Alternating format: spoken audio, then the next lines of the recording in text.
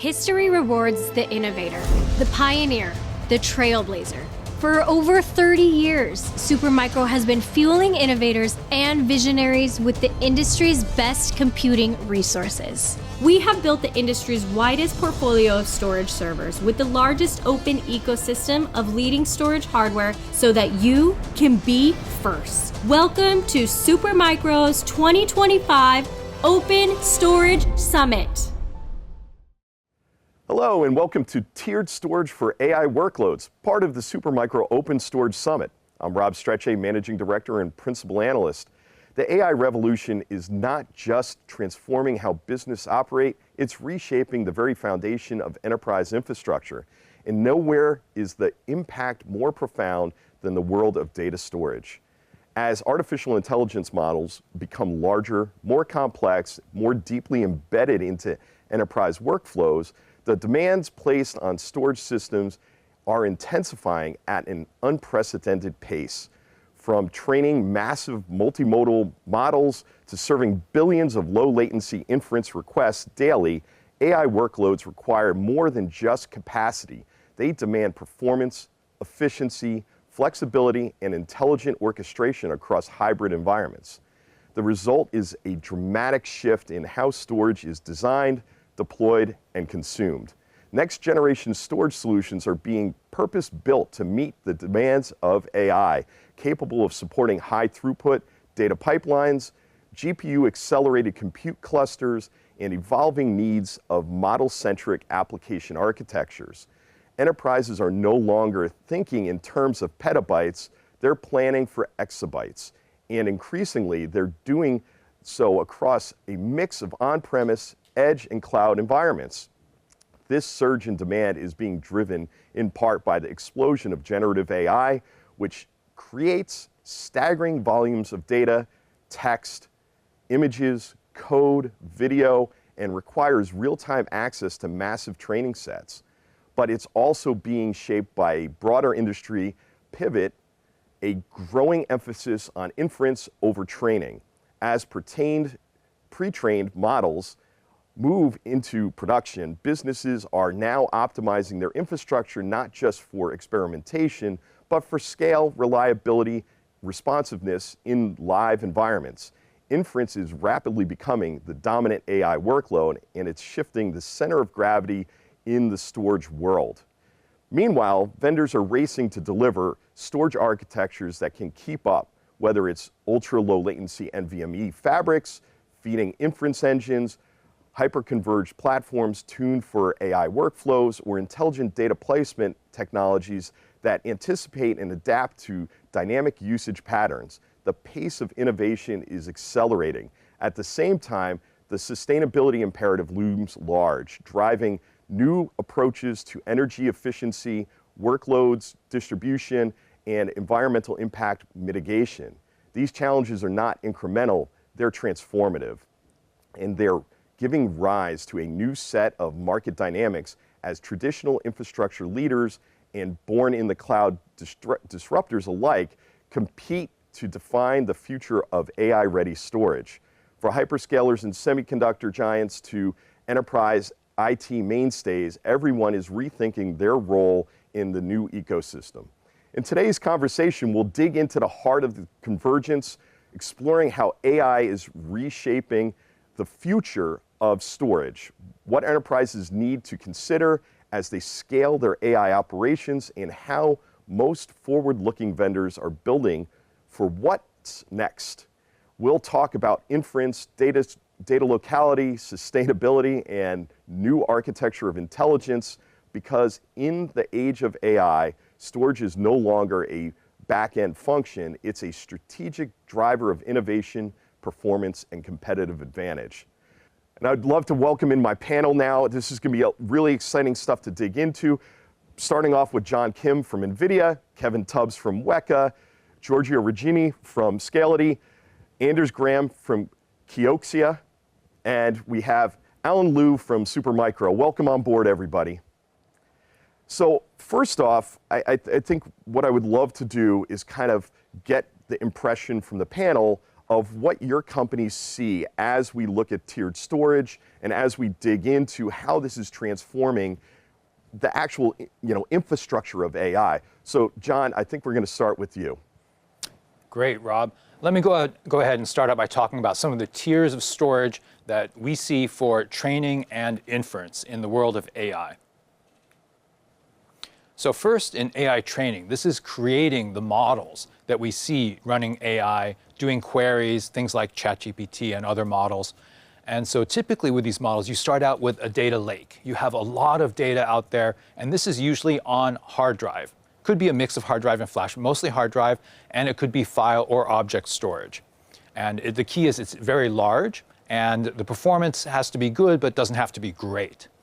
When you prepare the data for training, you move this onto some fast file storage. And again, it could be typically file, could be object, but it usually needs to be flash. It has to deliver very fast read performance because the GPU clusters for the training are going to read data from this storage over and over and over again. And then during the training, you need to have what we call checkpoints. And what happens is the checkpoints are a way to save the progress of the training. In case something bad happens, you can restart from the last checkpoint instead of restarting the whole training job. And these training jobs can run for months, so the checkpoints are very important. These checkpoints have to have very fast write and read performance. It's mostly write performance, but occasionally if something goes wrong, you're reading that data back. And again, that's traditionally file, but these days, some customers are now implementing that on object storage, but it's all flash. So again, one thing that's changing is as models get bigger and GPU clusters get bigger, these checkpoints are getting bigger, and they're happening more often. So the larger the cluster, the more often you have to do these checkpoints, and probably the more often you have to restore a checkpoint. So that's the key for the training. You have a mix of disk and flash, and you have a mix of read performance for the actual training data, but then read and write, mostly write for the checkpoints. When we get to inference, it's an evolving story. The traditional story about AI inference is you don't need storage. The whole model loads into memory. You ask one question, you get one answer. Everything's in memory. There is no storage. That's the old way of thinking about inference. Old meaning 18 months ago. Today with inference, it turns out there are two things that are driving the need for storage. The first is what we call RAG. That's a retrieval augmented generation. That means that the query can go into a semantic search and it can retrieve related documents, real-time documents that could be from just a few hours ago. And those documents go into the large language model as part of the query and then can come out as part of the answer as well. So it makes those large language models more relevant, more up-to-date, less likely to hallucinate, and typically more accurate. The other thing that drives the need for storage in AI inference is KV cache. So it turns out that as the queries get longer, if you have a reasoning model, if you have agentic AI, if you're using RAG, the context or the input sequence length gets longer and longer and longer. And it takes more and more time to compute this. So in many cases, it turns out you want to store that, what we call the KV cache, from the query and the context documents, and then be able to reload it if someone asks the same question or a similar question that uses the same context or same documents. In that case, you need very fast flash storage to store that, because you need to store it and then you can retrieve that KV cache instead of recalculating it. So that's the basic, those things are driving the need for flash, and we see a hierarchy here that you have from memory, you have HBM memory on the GPU, then you have CPU memory, you have local flash, networked flash, and then you have networked hard drives. And each one can store different aspects of inference. The KV cache can go all the way from HBM on this GPU, all the way down to networked flash, but then also the query history, and typically, or log files, a history of all the queries in the model used for future retraining or training future models tends to be saved on hard drive and in object storage. So that, in short, those are some of the tiers of storage that we see for AI training and AI inference. That's great. I think when we start to look at it, and Kevin will really kind of dive in with Weka here and understand where you see things going as well, because you guys come at it from a little bit different perspective than NVIDIA. So let's hear what you have to say. Oh, absolutely. So one of the key things that John talked about is actually going on. AI is evolving fast. So we talked about the last year or the last week in AI has been the longest year of my life type of things we've seen out there. But what we've seen is this transition from training to large language models, now going to reasoning, as John mentioned out, to agents. And what we've seen is that flip from how we built for training to what needs to be done for new technology. And the key thing here is, as AI evolves fast, how do you future-proof? How do you make technology stack decisions that allow you to handle the workloads today, but also be built to leverage the technologies intelligently as we move forward? So one of the key things from that is putting a different type of pressure on what you must do with your data, and the data is the most important part of how you leverage that AI. There's different types of compute, different types of networking, different types of storage, but it all drives on that data and access to that data. So some of the key challenges are real-time responsiveness. There's an explosive growth in data. So you need to be able to keep up with that. So you need to be able to do things from gigabyte, terabyte, petabyte, all the way to exabyte scale. And then one of the important things about the workloads is they're unpredictable. What we're doing now and what we knew 18 months ago is not what we know now. So we need to make sure you make the right decisions up front. And data decisions, data architectures are very important to talk about up front so that you can evolve and change with the entire stack. So for us, that kind of built us to build a product and evolve a product. So we have our product, which is called Neural Mesh by Weka. And the key thing here, it's storage that evolved. We built it in a certain way for modern AI workloads and high-performance computing workloads, but we implemented it in a way to make sure that we could scale it with the size of the problem, but also with the innovation that we're seeing in AI. And the key thing to that is we're software-defined, and you can think of it as software-defined fabric, where we are a technology that allows you to connect the AI compute, the network, and the actual data, and figure out how to manage and balance those in a way that can scale with the problem. And the key part of that is to be a service-oriented and microarchitecture capability so that you can be resilient, fault-tolerant, but most importantly, scale and move from on-prem to cloud, out to edge, and really develop that technology, because where AI is going is wherever the data is and wherever the business outcome requires it. So there's a lot of portability that's required there. So for us, traditional deployment consists of the compute infrastructure, where the client, and that has a multitude of use cases and workloads and interfaces and protocols. So you need to be able to deliver that. And then our software, Neural Mesh, sits on top of commodity hardware, any x86, also ARM, and we have some examples here of running on Grace Hopper type of infrastructures. But key thing here is software defined, being able to run on different architectures, run them on-prem and in the cloud. And then the other part of it is being able to, from a software perspective, handle that data from the top of the hierarchy, where you're dealing with memory and GPU, all the way down to exabyte scale, which may end up being on hard drives and object storage. So being able to tier through those is kind of what our big picture is able to look for. And then the key thing here is we were engineered to really amplify model training, because that's where we were in our AI journey. And we're able to do a lot of things to speed that up, make it more efficient. But in the same code base, in the same evolving design, we've also been able to innovate and adapt to the emerging needs of inferencing, and been able to do faster time to token and faster pre-filling. And we think that that's going to be the end of the journey to make sure that we can deliver this across the entire AI spectrum.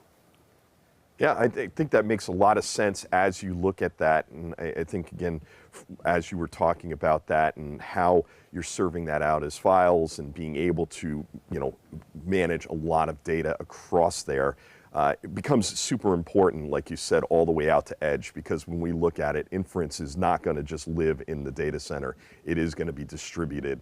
And I know NVIDIA has some tech there we'll probably get into a little bit later, but Giorgio, Scality, help us understand where Object comes to play with all of this, because I think it's definitely part of the mix. Thank you, Rob. Sounds good. And I'm going to build on what John and Kevin said. I think it's all aligned. So Scality, we are a software-defined object storage company. We go after large-scale deployment. Think about petabytes to exabytes, multiple exabytes customer. We go after financial services, government service providers. They all have AI as their priority, right? And we do public, private clouds. We also do a backup and immutable backup security, and AI data lake is a big thing for us. But as you can see, AI is evolving, and object store is more than data lakes today. So if you look at how we see things in terms of very high level, you see two tiers. There's all the high performance part, all flash, as John said. And we have the capacity part, which is a mix of flash and drives, hybrid, we call it this way. In the pipeline of AI, you have the data collection, filtering, cleansing, and that uses S3 protocol for us, object. It requires good performance, but not top-of-the-line performance. What is important is capacity, multiple data center support, security, because this is your data you're talking about. Then on the performance side, extreme performance, low latency, less than a millisecond. So that's our Ring XP product for extreme performance. There's going to be training, fine-tuning, inferencing. Then as you move into the, if I want to take a look at the entire kind of build-up of tiers, you have the drives, the main capacity. You have a flash, which is going to be less capacity, but still you can go to hundreds of petabytes if you wanted to. Then you have a tape. People forget about cold storage. And it could also be in the cloud, right? But it's part of the tiers of storage. And then you have the very, very high performance. So for us, object meaning GPU direct support with NVIDIA, things that we're working on with them. And all of this makes all your different tiers, and they all could be object.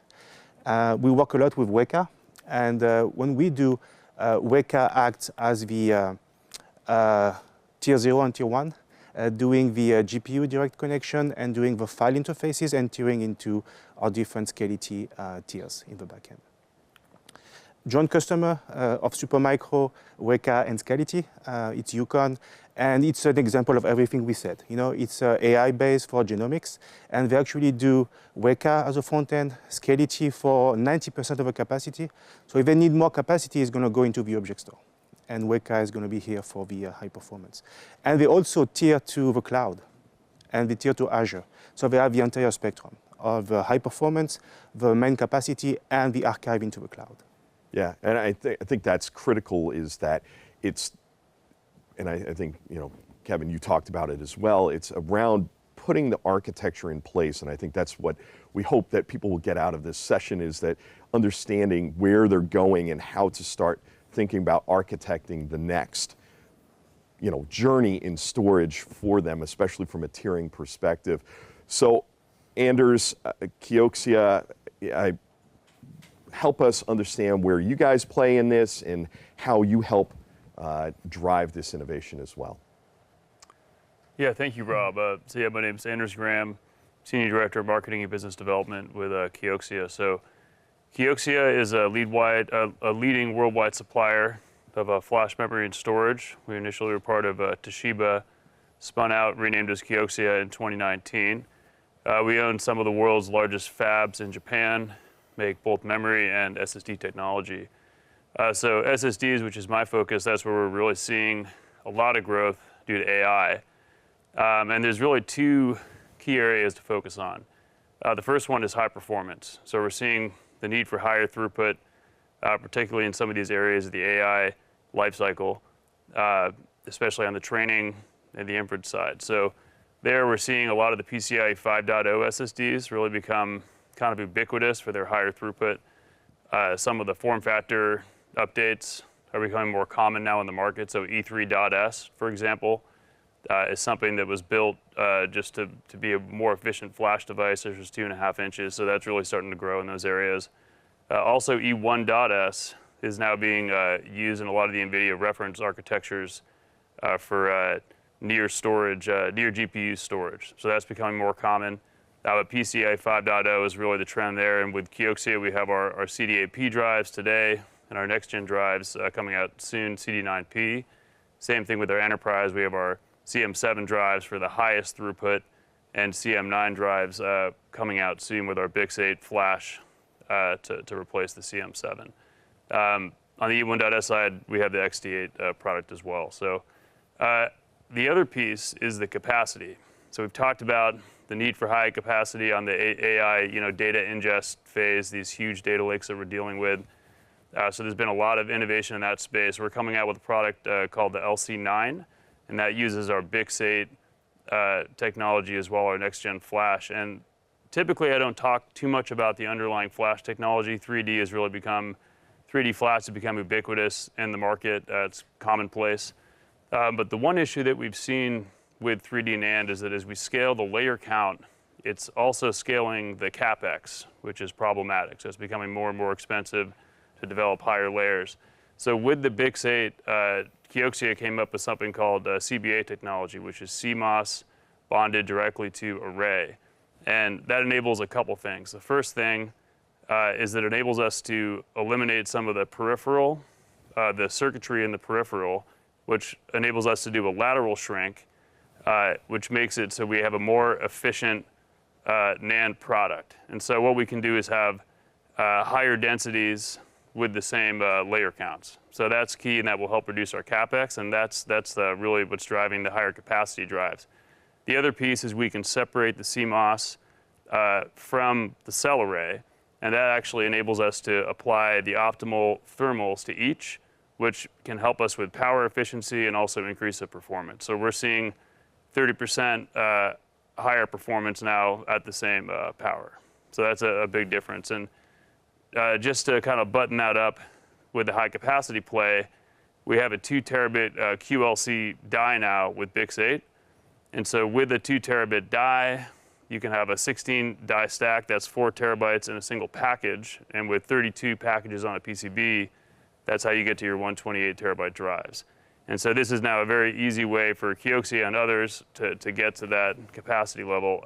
We also believe that there's a fairly easy path to getting to a 32 die stack, which will get us to 256 terabyte and even higher in future generations. So once you get to that level of flash density, then the ROI for moving from disk to flash really does come into play and start to make sense. So those are just a few of the ways that we're trying to help impact AI and help grow AI. Yeah, I think that's a great way to think about it, and we'll kind of bring Alan in on this in a second here, that really more in the same package, in the same footprint, especially when you look at the environmentals, like you were talking about the power and the KV cache stuff, or the key value cache that John was talking about up front, and how that gets managed around AI is really important. But Alan, kind of bring us home on how you bring all of this wonderful technology to market with Supermicro.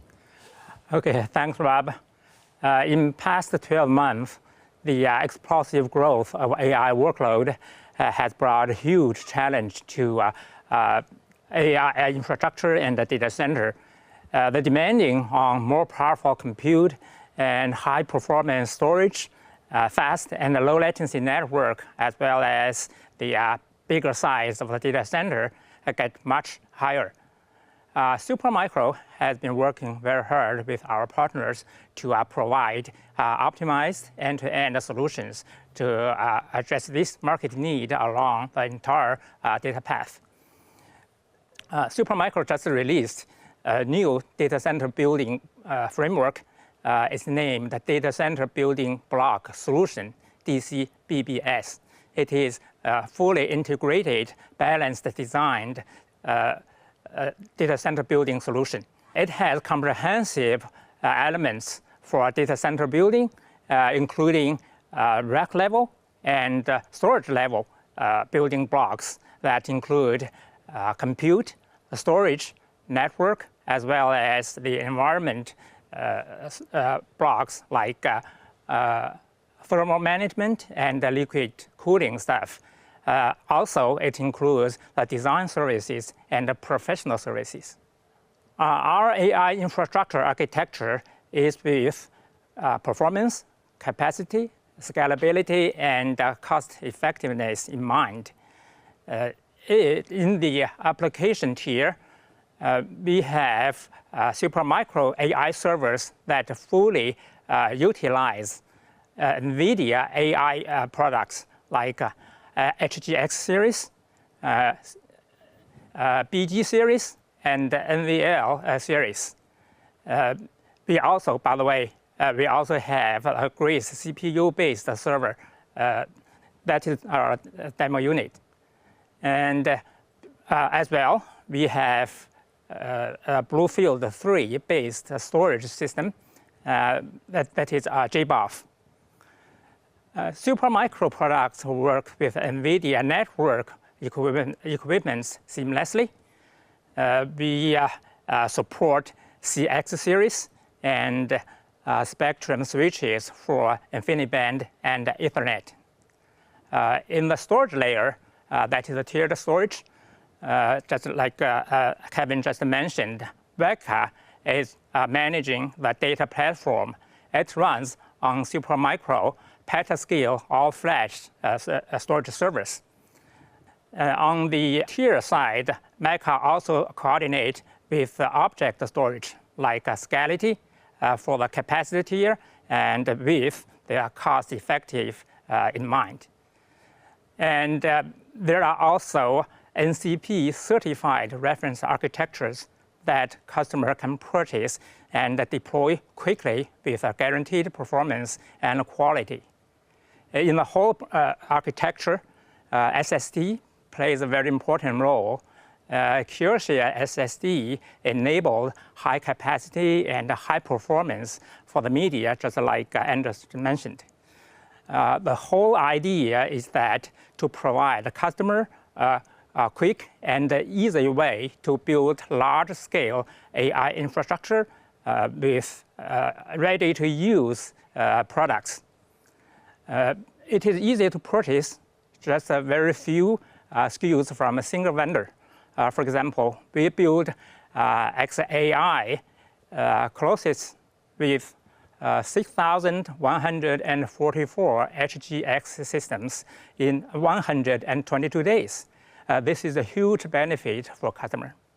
Thanks, Rob. Definitely. I think we'll take a down another level to kind of help people understand really what's going on underneath, because I think some of the things that have been brought up is different storage for different sizes of organizations going up. But the one thing that we do know is that, hey, storage is going to continue to grow, and that really what we're going to see is that there's a number of organizations that are trying to get into things like RAG.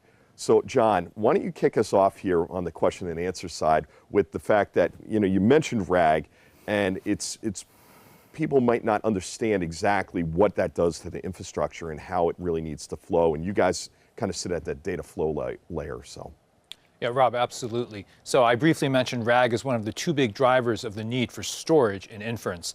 And RAG means that, well, you know, traditionally with inference, you have a large language model. It was trained on all this great data, but it was trained at some point in time, 3 months ago, 6 months ago, 1 year ago. So if you use that large language model by itself, when it answers questions, it can really only draw upon the most recent data that was used in the training. RAG allows you to import and embed and index additional documents, enterprise content, web content, legal filings, financial filings, stock market data, PDFs. You can take all this data. You have this embedding workflow, which is shown on this slide. Uses a lot of NVIDIA components and also relies on storage such as Weka for file storage, Scality for object storage, and a lot of flash from vendors like Kioxia. And it takes these documents, it indexes them, and allows you to do a similarity search. So RAG unlocks the value or the information in these enterprise documents and web content, and it can be content from a few minutes ago. And so this content is then put into the large language model with the query.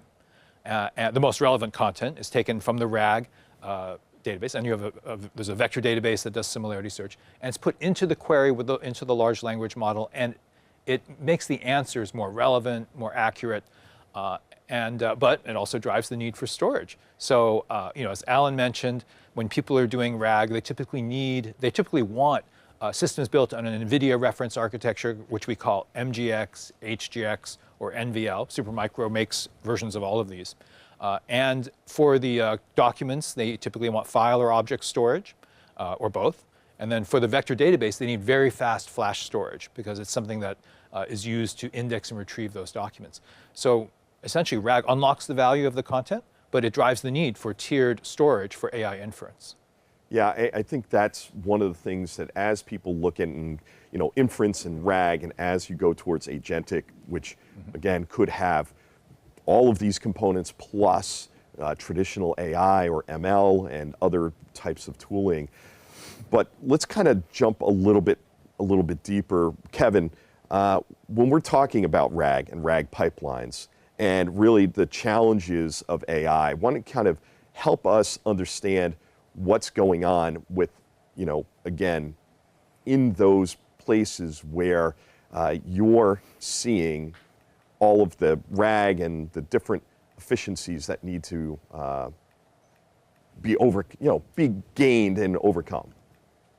Absolutely, Rob. So I think one of the things here, what we learned, inferencing flipped the script on the architecture. Where we talked about this, and John mentioned it earlier with the training, it was more meant on high GPU utilization, large, high throughput, long batch-oriented jobs, and maybe how do you checkpoint to be tolerant of those different type of data loads. But they aren't as real-time and aren't as latency sensitive. The biggest thing when we flip to inference is low latency.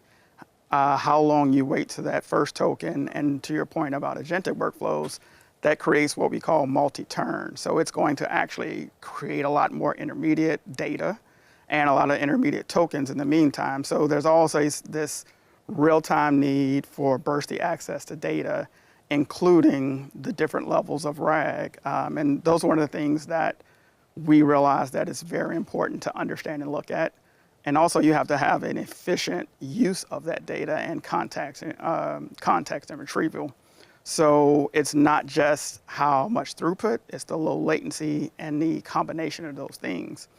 Another key thing to John mentioned earlier, when we started, everyone looked at what we think inferencing looks like. It's a user putting in a prompt, going to a GPU server with an LLM and getting an output.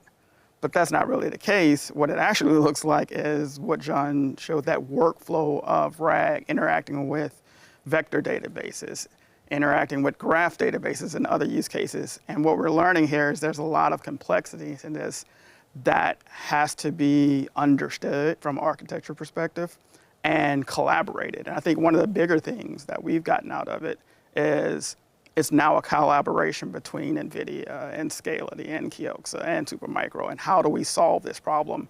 Because it changes very dynamically and we have to work together and you have to test these things. So a lot of the software is actually in the AI enterprise from NVIDIA and NIMS, but they interact with so many third-party software, including our own. So we have to do a lot of collaboration, a lot of testing, a lot of tuning, and even on the inferencing side, integrating into the inference servers. We also lately have been participating more in open source because it's a community and ecosystem effort to get this capability out. Yeah, I think that to me, that is part of it. It takes an ecosystem to actually deliver these solutions. And I'm going to shift over to Giorgio here for a second and kind of look at the fact that when I look at this, and I think it's more than just scaled out storage, but from an object perspective, you look at it and object is used for so many different things. What do you see as kind of the advantages of object for AI? Yeah. So if you look at the developer point of view, right? So developers are smart, they're also very lazy. I can say that because I'm a developer as well. Yeah. And lazy means they want to automate everything, they don't want to do it by themselves. They also don't care about what's happening to your data, So if you look at you talk about the ecosystem. So there might be 1,000 open source tools that can do AI. They all have in common that they ask for a bucket somewhere. You need a bucket, an object bucket, and an access key and a secret key, and then they get going, right? So if you deliver object storage to them on-prem, they want the same simplicity. So the object, they can just set up a bucket automatically. They don't have to do anything manually next. And then they give a key and a password, and that's it. And now they can access these exabytes of storage. And they don't care if it's on flash, on drives, on tape. All the same API, all happens magically in the backend. We take care of transition, lifecycle policies, security, and all these things for them. So that's kind of simplified and make it look more like what they used to, which is they used to prototype in the cloud, and on-prem now is the same as the cloud. Yeah, I think that to me is the simplicity, and we'll go to Anders next, but I think that when you start to look at the simplicity of how object, file, all work together with, again, SSDs, because I think, again, you need it for the efficiencies, the scale, and to get to the capacity from a perspective of how all of it comes together. When we start to look at all of this, Anders, you know, again, it's one of these things that you start to look at how the enhancements of SSDs has really helped growing and drive AI, because without it, without being able to feed, you know, keep the NVIDIA GPUs busy, you know, AI just doesn't work. So kind of go into what those advancements are and how it's really helped drive AI. Yeah, thank you, Rob. So let's talk about SSDs, you know, in reference to the AI data processing lifecycle. And I think John already went through probably most of this already, so I'll keep it brief. But yeah, on the data ingestion side, right, you're seeing these extremely large data sets, these high cap drives that I was talking about earlier. They're really going to have an impact here because you can look at the rack level density, and you're going to have lower power per gigabyte at a system level. You're going to have lower power per IOP at a system level.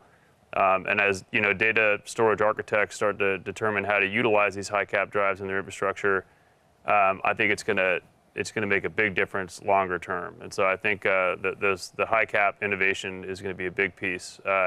And then when we look at some of the other areas like AI training, as we discussed earlier, you know, you don't want to leave those GPUs idling. So you need the highest throughput, right? That's where PCIe 5.0 drives today are having a big impact in these new form factors designed specifically for flash that give you more efficiency at the rack level.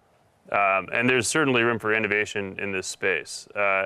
And within the AI training, the checkpointing is also critical, right? When you're doing the training, you're only going to train certain segments of data at a time. You got to run checkpoints to determine how accurate the model is looking. You have to have extremely high throughput for the checkpointing operations to make sure there's no downtime there. And then moving to the inference stage, when we look at retrieval augmented generation, as mentioned earlier, latency, super critical in this area. So this is another area where all of these innovations that we're seeing on SSD and the performance on the latency side and on the capacity side are having a big impact just on the AI data processing lifecycle, and will really help grow AI, you know, moving forward. Yeah, I think we can all agree that it's really going to be how all of these building blocks come together, and there's not one piece that's more important than the other, because they all work together in concert. And again, it's one of these things. But Alan, I caught something that you said in your intro. You talked about, you know, again, fully integrated and balanced solutions. What does that really mean from a Supermicro perspective? What does, you know, fully integrated and balanced mean? Because to me, that's really one of the keys that I think there could be. Yeah. So when we talk about fully integrated, balanced design, these kind of words, that actually it includes a couple of factors, right? For the fully integrated, that means that your architecture must be having the unified systems. That means that the whole architecture, you cannot have silo in it. So that every component need to work with others, and yeah, you have to have a fully compatible, and the systems can work together. So this is factor number one. Number two is that you have to have end-to-end optimization. So that means that not only hardware, but also all the stacks in the architecture, they need to be fully optimized. So just like in our architecture, not only Supermicro stuff, we have NVIDIA, we have Weka, we have Scality, and also the key thing, SSDs. These need to work together perfectly. So, and also the number 3 factor is that you have to be scalable. Scalability is very important. So the design has to be modular. So that make the architecture scalable as the expected. When we talk about balanced design, that means that you have to have the resource optimization. So for the whole architecture, you cannot have overutilized part, and at the same time you have underutilized part. That's not the right one. So, and also for the power and liquid cooling management, they have to be balanced and they have to be efficient enough. So look at the Supermicro. We have leading liquid cooling technology. Today we have DLC2. That is the DLC stands for direct-to-chip liquid cooling. So yeah, we are the leader in that field. And for the last factor I want to mention here, not limited to these many, but I just want to mention is that you're supposed to have to consider the cost and performance the balance. So you don't want to build the system that it's good, but it's very, very expensive. So all these factors you need to put together. So look at Supermicro solution, all are there. So this is what I mean about this. Yeah. No, I think that totally makes sense. And kind of going back to the underlying parts, because I think this hits a number of different pieces, is that really as we look at the entire system working together in concert, I think we're going to hit on something that I kind of brought up, but it's one of my favorite topics, I guess you could say, from this is really around KV cache, because I think to me it's such a smart way to be able to keep things running and really going. John, why don't you kind of help us understand the NVIDIA perspective on KV cache and how it really works here? Rob, absolutely. So many people don't know that with inference, there are really 2 stages. So, people know I ask a question, I get an answer, but what happens is the GPUs first do what's called prefill, where they process the prompt, and then they do decode, where they generate the answer. And these 2 stages, first you finish the prefill, and then you do the decode, and they have slightly different needs on the GPU, and sometimes it makes sense to separate them onto different GPUs, known as disaggregation. In addition, it turns out that a lot of times the same question comes up again. People ask the same question about a company or about a new medical treatment or about a particular a stock price or a news event or about a piece of code. And the question is the same, or the context around the question is the same. So you can reuse, if you store it, you can store this KV cache around the question, around the prompt, and reuse it. And if it's a large prompt, it saves you a lot of time and compute power and energy compared to recalculating it every time. So that's what we call KV cache storage and reuse. And so in addition to, I said we talked about RAG, drives need for inference, and you mentioned at the beginning that there's people want to do AI inference at scale, and they want to do it efficiently, fast and efficient. So it turns out with KV cache, in many cases you can store it, you can reuse it, and it's faster than recalculating that prompt. The longer the prompt, or the bigger the context, the more documents you're putting into that prompt, the more time and money you save by reusing the KV cache. But it requires fast storage. It requires, and it can be fast file or object storage, but it has to be fast flash storage. And as Kevin and Giorgio and Anders mentioned, with inference, generally latency is key. So I talked about with training, throughput is the key metric. With latency, throughput's important, but on the inference side, with throughput's important, but latency is more important because you want to get that first time to token and then the maximum number of tokens per second. So NVIDIA is developing tools to make it easier to store and reuse KV cache across different types of storage, across memory and file and object storage. And so that, I think that's part of the current frontier of inference right now. Yeah, and I think let's stick to this theme because I think there's a perspective from a Weka perspective that really ties in with this as well, because I think when, like you were saying, being tied up to the hip with NVIDIA and really helping, drive through a lot of these different things, KV cache and being able to get to that and utilize it, be it near or far across the network, makes a lot of sense. So Kevin, why don't you kind of help us understand the WEKA perspective on KV cache as well? No, absolutely. And I think this is a thing about innovation and being responsive to the new changes in AI. We've always been fast storage built for AI and working closely with NVIDIA. What we were able to do was create a new feature in our product called WEKA Augmented Memory Grid. And basically what we realized was that it's about the tokens you receive from the input, as John said, and that you deliver to the customer in that output. So basically, you have this concept of a lightning fast token warehouse. So now it's, how do I get these things in and out? How do I answer prompts and do multi-turn, do reasoning, do agentic workflows as fast as possible at low latency? The other key part is this requires tight integration with the AI inferencing servers and engines. And this was a big collaboration between NVIDIA and WEKA as well.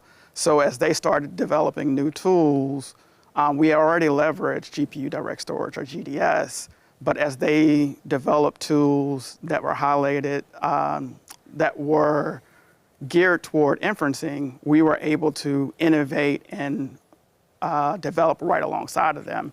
And that's where Augmented Memory Grid came in. And the key thing there is we're looking for radically improved tokenomics. So how do I deliver more tokens in the same tokenomics. Yes. That's a new one on me. I'm going to steal that. That was great. And to Alan's point, we want to be able to deliver this leveraging the technology that was already pre-designed and certified and reusing it in different ways. So you can also think of the Augmented Memory Grid as, how do I use WEKA's neural mesh, and how do I reapply inferencing highly tuned on the same infrastructure? And that also requires flexibility. So for us, we have different ways to deliver neural mesh. We can deliver it in a dedicated, where you have a cluster that'll have Supermicro servers, including the Grace servers, driving NVMEs from Kiox and things like that. Or you can have the actual compute AI servers with NVMEs inside of them. Because we're software defined and a software architecture, we can deploy in both of those ways. And we find that if it's already been deployed in a dedicated way, we can optimize that and deliver more tokens that way. Or, and a lot of times in your NCP designs, we found out that we can reuse that same NCP design, now geared toward inferencing, and deliver it in a converged matter, which we call Neural Mesh Axon, which we just launched earlier this week. So what do you get from that? Just multiple levels of innovation, but different ways to deliver it and operationally. So as John mentioned, we got a reduced first time to token on the second turn, or multi-use and agentic workflows. You also get a simplified architecture for operations. So when we look at this, going back to the hierarchy that John talked about, we're taking that KV cache from the HBM layers, a gigabyte scale KV cache, going down into a single system where you're going to leverage the DRAM. That's a terabyte scale. But what we want to add is go through the network using Bluefield, using NVIDIA technology at low latency, and be able to deliver a petabyte scale KV cache. And not only do you get larger amounts and that scale automatically out to scalability to exascale, but you're also now able to move them from server to server because you have a network attached storage solution to it. So it also improves in a single server, but also across the entire fleet of the data center. And then lastly, that also gives you higher overall token throughput for that design, for that data center. And we think just that combination of different technologies would not be capable without an open approach and not a collaborative approach across a lot of different companies. Yeah, we're hearing that a lot, and I think we'll jump over to Giorgio for kind of a question kind of building off of that, as you look out into the future and you see, what do you think is kind of the future of object storage when it comes to AI? Because I think, again, all of these pieces are critical, but you have a unique view of where this is going. Thank you, Rob. Yeah, that's a very passionate topic for me. So you see, first of all, it's going to be performance. We talk about the different tiers. I think object, we move up tiers. To give you an anecdote, I have a very fast car, okay? A friend of mine was trying to convince me to race it. And I was like, hey, maybe, I don't know. Yes, I'm going to do it. Then he says, first thing we do, we remove all the seats. I said, no, we're not going to do that. But that's how you get the best performance, right? Right. And Amazon showed us the same thing with S3 Express. So we take the S3 API, we move features, we move versioning, we move multi-geo, we move security. And now you get the best performance. So I think they didn't go far enough in some aspect. I don't like that they remove a lot of things that I would have kept. But I think there's a middle ground we can find, and there's a new kind of bucket that's going to come. So buckets that will be in a layout that makes sense for the GPUs to access directly. And how do we make it faster? The software stack, you remove it. And that's why you do NVMe over Fabric, so that you go directly from the GPU to the flash. That means the way we write data on the flash drive should be optimized for that. So we're working on this, and it's part of our Ring XP product.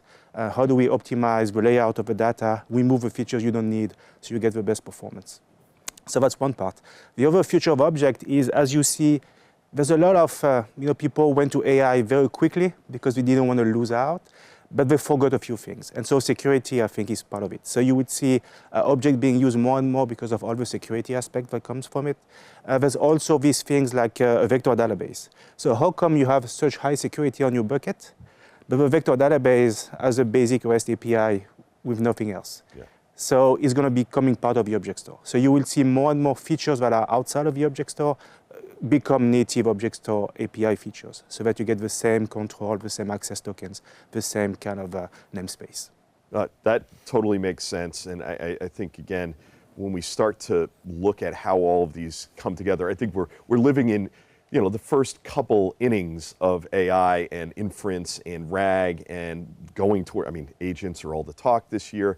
We'll probably actually see them being much more real next year, like we did with inference, being this the year of inference, and bringing that together and really requiring new storage architectures. Anders, what do you think are some considerations that storage architectures should take into account because of AI? Yeah, thanks, Rob. When we look at the SSDs and the choices that we have within the AI storage architectures, I just want to talk through some of the things that we're seeing and some of the decisions that are being made, and why. So, as far as the AI data ingestion area, what I mentioned earlier, you have these huge, extremely large data sets. There, it does make sense to go to the highest capacity drive, the 122 terabyte QLC, but not all the time. So sometimes we're still seeing the 30 terabyte TLC drives being used, for example, the CDAP that's available today. And part of the reason there is that has the 4K indirection unit. So depending on how your data sets are being managed, sometimes that drive can make more sense. With our CD9P BiCS8 drive that's coming out, that will actually have a TLC 60 terabyte with 4K as well. And then if you are able to go to the 16K IU indirection size, that's where we're seeing the move to the big QLC drives. And we are seeing, I think, a lot of the software stacks get rewritten. And longer term, I think we'll be on a path to move in that direction. But there are a variety of options, and so understanding which is suitable is gonna make sense. You just made Giorgio extremely excited. Exactly. About that. Yeah. So this is I want to buy one. Yeah, and then if we look at AI training and checkpointing, and we talked a little bit about this earlier, so I won't have to get into too much detail, but on the AI training side of things, as I mentioned, you can't leave those GPUs idling. You need the really high throughput. So there we see the data center class drives. We also see, enterprise class drives. It's the highest performance that you can get is what's really needed in this space, highest throughput that you can get. And so we sometimes see enterprise class. We also sometimes see 3 drive write per day. So for example, 15 terabyte seems to be a sweet spot for AI training. Sometimes we'll see 12.8 terabyte drives used, not necessarily for the endurance, but because you can get higher random write speeds when you do some of that over provisioning. So sometimes those drives are used. We also see E3.S growing in the training area and the checkpoint area. The reason for that is that you can use this sort of mid-capacity sweet spot, and there the E3.S drives are the most efficient from a rack level. For the AI data ingestion, those really high cap drives, the issue that you have is that when you move to E3.S, you do get more drives per system, but a 2.5-inch drive still has about 66% of the drive units per system, but a 2.5-inch drive has twice the capacity at the high end as an E3.S. So for those really high cap drives, 122, we still think 2.5-inch is going to be the predominant form factor when you go to the max cap. However, there's room for innovation in that space. The Open Compute platform, there are folks that are looking at new form factors, if you can believe it. But I think there is room even for another type of EDSFF form factor to maximize capacity. And then as you move down to the AI inference, that area, as we mentioned, latency is key. The really good latency that's available right now through the data center class drives, I think seems suitable from a cost perspective. But the one last thing I'll say is that the rooms where there are areas for innovation here, it's really the high capacity. I think we'll continue to see the capacities move up, the utilization of the larger indirection units, and then the really high throughput. I think there's room for innovation with even higher throughput drives, PCI 6.0, potentially even new innovations in this space. So in the next couple of years, it's something to keep an eye on, and I think it'll just get more exciting as the market continues to mature at an extremely rapid rate. Absolutely. I think, again, when you start to look at all of these pieces coming together, it brings me back to Alan and Supermicro here. How do you look at this as bringing all of this together, all of these different tiers, all of these different technologies in an optimized way for customers? Yeah, so to provide the best comprehensive solution for customer, as a supplier, I think that the partnership is very important.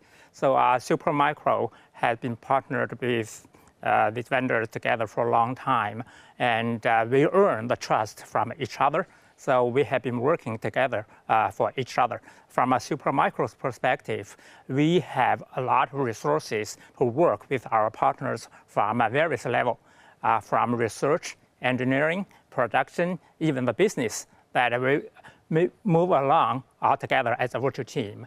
So Supermicro has been on the market for over 30 years. So we did create a very good and great reputation on the market. And the next thing I want to say is that we want to follow and keep the eye closely to the market. The customer needs, the market needs. Just like Anders just mentioned, that when we see the market trend for the next how many years, that where it goes, that we need to work together to make sure the customer needs is there, we can address it on the time. So for example, that today we see the AI workload is there. So the data grow explosively, and how to accommodate that from a storage perspective, from a computing perspective. So we have a tiered storage today, and how long time can we use that? So what's the next? We need to consider and how to address the customer need. So I think this is a very important factor. Partners and customer needs are the key. I think that's a great place to leave it. I think, again, everybody has brought a lot of information that's going to make people think about their storage architectures and how they look at tiering their storage into the future, because I think, again, the infrastructure is changing, and you need to have a local, a remote, and a different sets of tiers even in that remote that help bring AI to life. So thank you all for coming on board today. This has been really informative for me and hopefully for everybody else out there. And thank you for watching this episode, and we'll be right back with more from the Supermicro Open Storage Summit. Stay tuned.